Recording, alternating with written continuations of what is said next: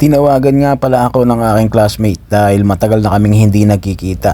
Napapanood niya daw ang aking mga vlog, kaya ang sabi niya, "Pre, gusto mo ba ikaw lumibot dito sa Saudi Arabia?" Sige.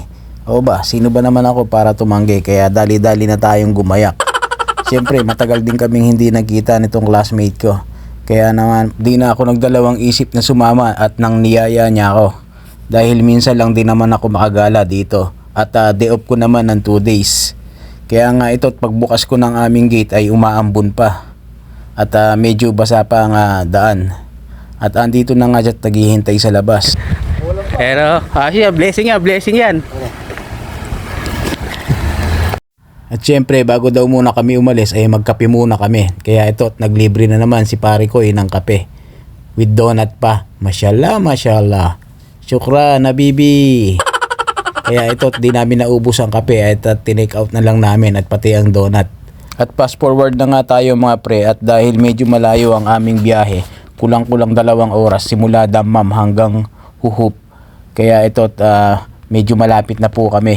At dahil pagpunta namin dito masyadong maaga pa at sarado pa ang gate. Pero pinagbuksan na rin kami ng security at pinapasok na rin kami sa loob ng Al-Hasa building. Pero hindi muna kami pinapasok dahil ang open pa nila ay alas 8. Dumating kami dito ng mga 7:30, kaya naman medyo na mahinga pa kami dito ng konti.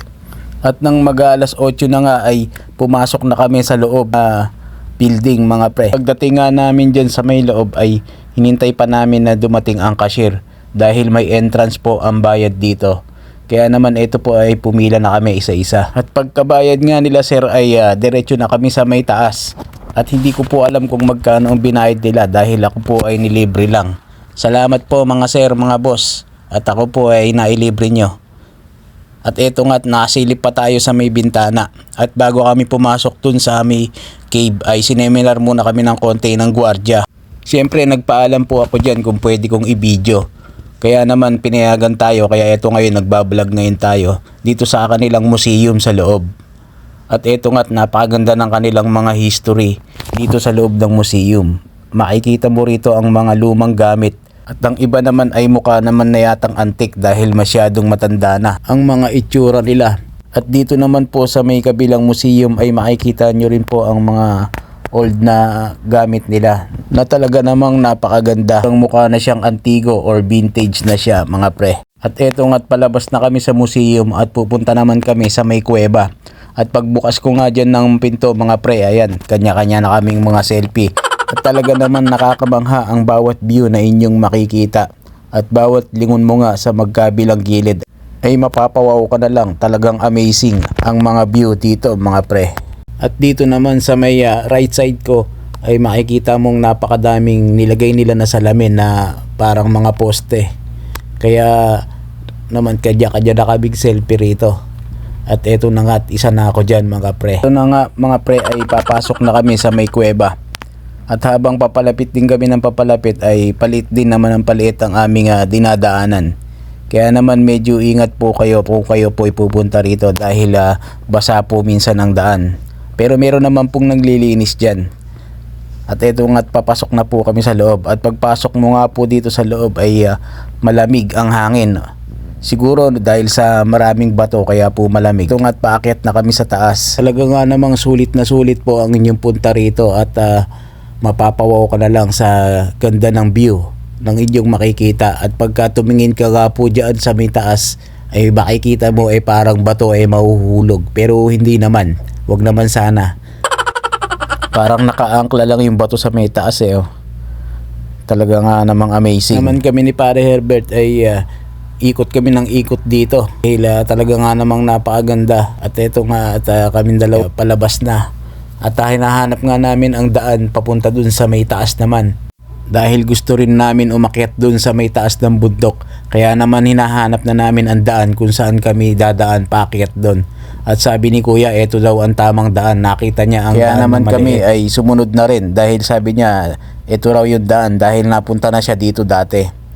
Pero mukhang alanganin kasi masikip At pagdating nga namin dyan, wrong turn.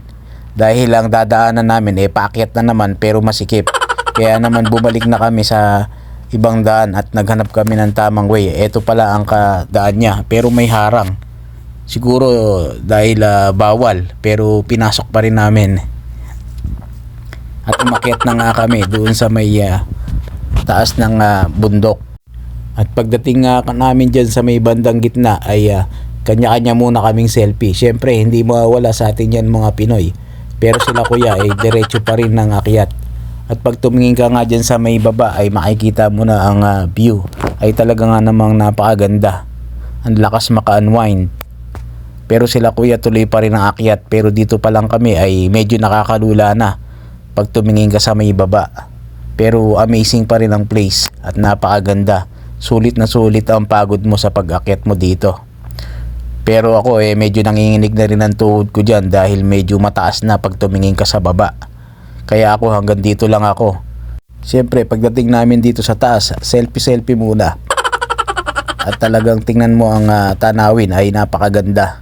Sulit na sulit mga pre. Mashallah, mashallah.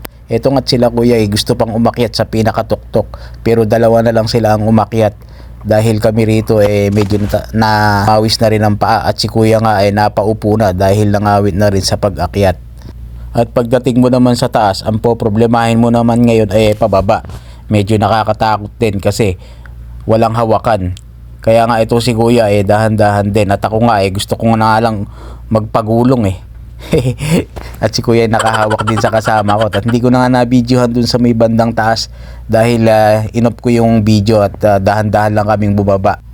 At pagbaba nga namin ay may nakita pa kaming fountain diyan sa may bandang gilid. Kaya naman ito yung aking lalapitan. Siyempre titingnan ko kung may isda. Pero wala dahil alam ko namang hindi mabubuhay ang isda dito sa sobrang init ba naman ng panahon. At dito nga sa may kabilang gate ay meron din palang mga restaurant mga pre. At dahil holiday ngayon kaya siguro sarado. Kaya hindi kami dyan napunta. At ngayon nga ay pauwi na kami. At bago nga pala kami umuwi nagyaya ulit sila sir na magkape daw muna kami bago umuwi. At yan nga pala magbabayad pagka papasok po kayo dito sa cave. At dito na nga kami sa may coffee shop. At umorder na po sila sir at naglibre ulit.